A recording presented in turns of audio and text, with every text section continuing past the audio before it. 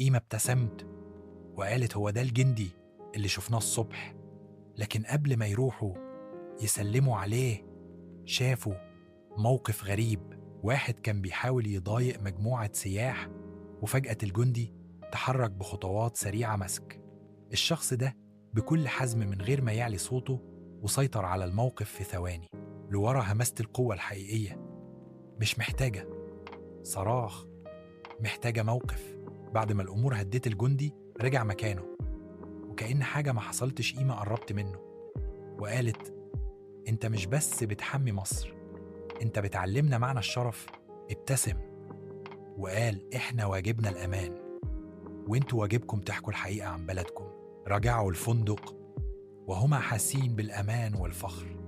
ولورا كتبت في مذكرتها تحية مصر بلد الأمان والقلب الكبير.